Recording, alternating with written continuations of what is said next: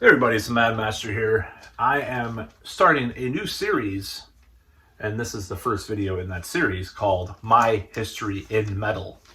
Now, if that sounds a little that have like a little bit of has a tingle of familiarity to you who have followed me or anything, it's because I've done these videos before. Deja vu. Many years ago, I did a series of videos. I think it was on my Mata Warrior channel, which is mainly only music pretty much now of my music, and my podcast as well is on there. So I did a series like this, maybe it was 10 years ago, and I did various segments, various years. So I decided to revive it and just redo it because I think I'm better at talking to a camera now than I don't know, maybe I'm not. It's all subjective, I guess. So this is going to be a long series. I'm going to be doing this is going to be a lot of talking, a lot of different things that I'm going to be discussing in these videos. It's not only going to go talk about music, but it's kind of autobiographical and centered around music. So I'm going to do the first one. This is kind of the introduction, of course. That's what I'm calling it. Or a prehistory, if you will, which means pre-1989. And at some point I might actually redo these videos, or at least like remix them with better stuff. I don't know, like more of a produced video. I don't know. I am doing more produced videos in the future. I already have plans on that, but I decided this one might be a little better with some notes that I wrote down instead of just like scripting it out, at least for this series. We'll see how it goes though. So I will go ahead and start. And this one's called Pre-1989. And that's because that's the year that I got into metal. So I'm just going to put this coffee cup down on the floor. Hopefully I won't spill it. But add a little coffee just to give me a little spark to do this video too. So what is my story with music? Basically, I was into music very young. Both of my parents were into music. All my siblings, which were namely half siblings, are into music, or rest in peace, one of them, of course. So I got into music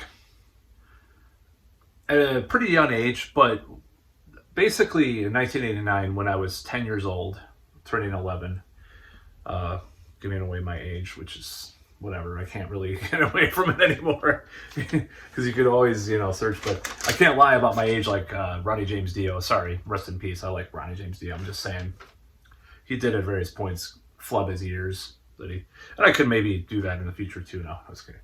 Only with certain people, anyways, joking. So I'm going to go into basically what happened was I got into metal in 1989.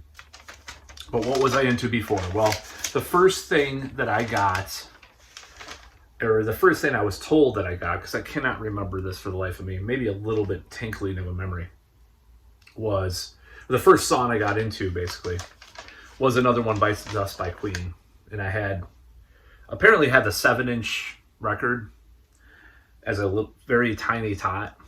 And I liked it, I guess. Do I like the song now as an adult? It's not one of Queen's better songs. It's okay, But that was the first record I had, allegedly, I guess. Not allegedly. I trust my parents when they say this.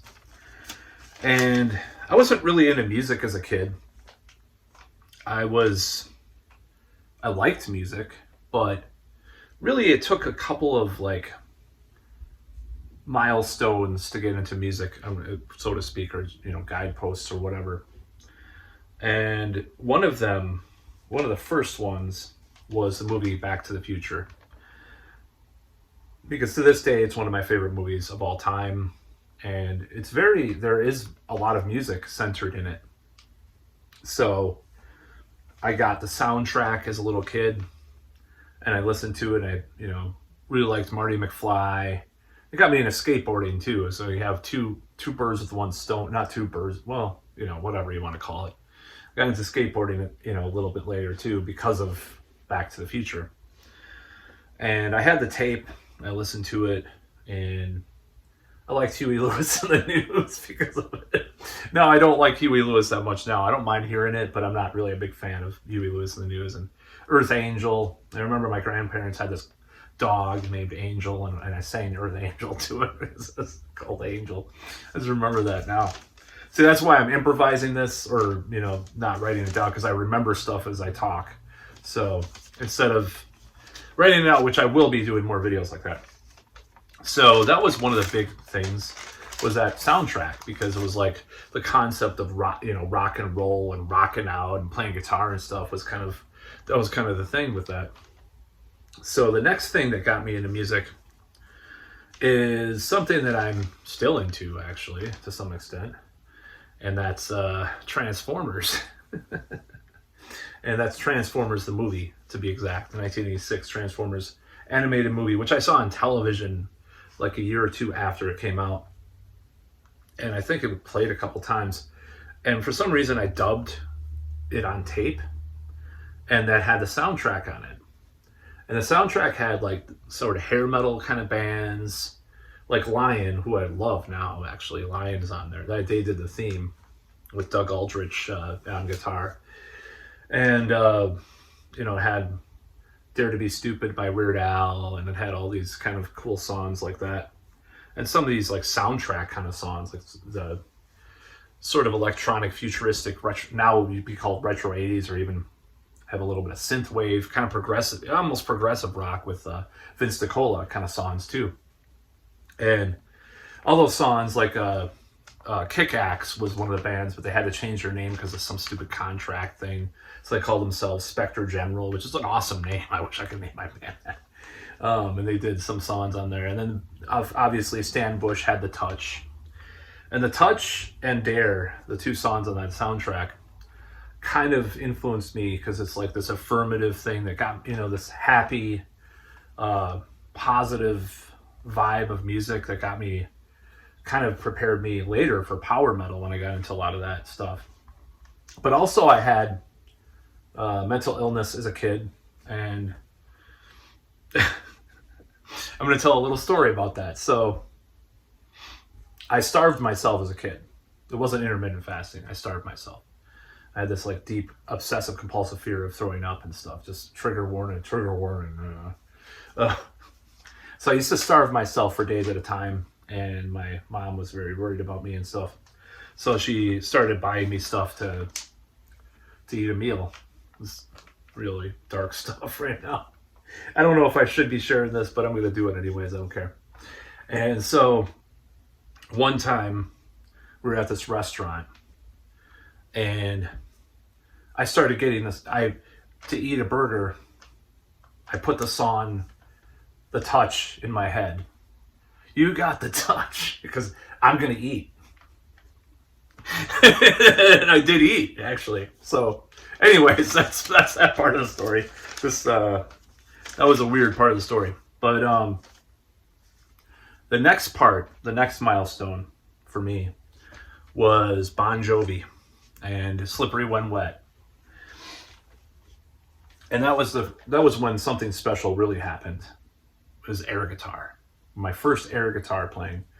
I don't remember if it's Living on a Prayer or You Give Love a Bad Name. But I think it was one of those two songs, or both, or just Living on a Prayer. I just started playing air guitar. I was like, oh, this is cool. I like this guitar solo. Richie Sambora. I didn't know its name at the time, I don't think, but I later got into Bon Jovi, like decades later. I don't mind it as much, like about 12 years ago, I got into all this AOR, started getting into all this AOR and hair rock, butt rock stuff, because, I don't know, it's a long story. Well, I'll get to that story, because I'm going to tell the story. I don't know if I'm going to cut off at about 2000 with this series. Depends on how long I want to go. I have at least 4 or 5 parts written out, though, as far as what I want to talk about. So that was the next thing. And, growing up, my brother was not treated very well by certain people, and he started to live in foster homes. And my half-brother, very complicated story and situation. But I knew him to be a metalhead, sort of, when I met up with him, and I didn't remember him that well because I was a little kid, he would come in and out, and as far as like in my life, I wouldn't see him for years at a time. But when I first saw him, like in 86 or 87, he's like, man, I'm listening to this. It's Turbo, Judas Priest. And I was like, yeah, whatever, And my sister was into like new romantic, new wave and stuff. My mom was in the Beatles and Rolling Stones. My dad was in the blues and Jimi Hendrix and stuff. And, there's people around playing music. And I'm not going to go into all the dirty details of my childhood. Not dirty, but decrepit and dirty and terrible things that happened to me. But I'm just joking. But yeah, anyways, that was kind of like probably the first time I heard metal was with him. But I didn't like it because a certain relative called it skid music. And what is a skid? A skid was like dare I call it white trash, or like working class, like Hesher is another term, like a loser that listens to heavy metal and they're drop out, burn out, do drugs and stuff. So I was told by this person I should not listen to this music, or I don't know if she said that, but I'm not going to say who that was, just in case. So what happened next? Well, I wanted to put a little note. What did I want to be when I grew up, when I was a kid? I wanted to be a scientist and inventor, being into like Star Wars, Transformers, Back to the Future, which it was great stuff back when you were into it. I wanted to be a scientist and inventor. I wanted to be like Thomas Edison. I didn't know about Nikola Tesla at the time. I was obsessed with Thomas Edison because you taught you in school, Thomas Edison was great. Now they probably say that Nikola Tesla was great, Thomas Edison was problematic, which is kind of cool that they would say that. I don't know if they say that in school now. I don't know what the hell they teach in school. So it's pretty funny because I was into being a scientist and inventor. I wanted to invent like a time machine, stuff like that. I wrote this little story as a little kid, like going back in time and killing Hitler or something. I used to experiment with stuff like that, But anyways, the next thing that I got into was because of my sister. I got into the band INXS. And, I don't mind them now. I don't think they're terrible. I don't think they're like the greatest thing since sliced bread. But I think they're actually decent. They were a decent band, kind of pop rock band. Devil Inside. I still like that song. That album, Kick, was the one I dubbed from her. So that was the next thing. Now that was kind of like I was like, I was dubbing more tapes and stuff from people, but I wasn't like super into music yet. I think I dubbed the radio sometimes too, but it was like, the radio wasn't great.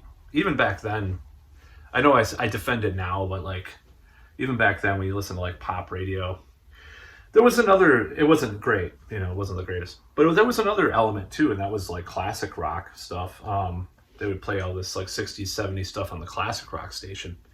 And I would hear it, in the background, and it kind of had a soothing effect on me at the time, especially like listening to it late at night. And that would come into play a few years later more often than back then.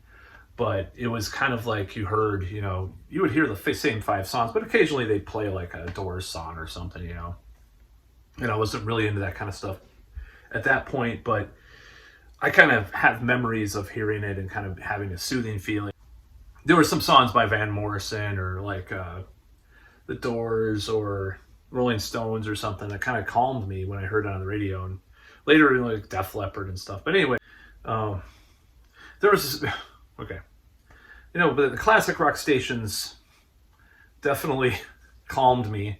A place like something like Van Morrison or the Doors or Rolling Stones or Led Zeppelin, and it kind of had this effect on me even at that point. So that was kind of what I was into at that point. I wasn't into classic rock, but it would kind of give me a calming feeling.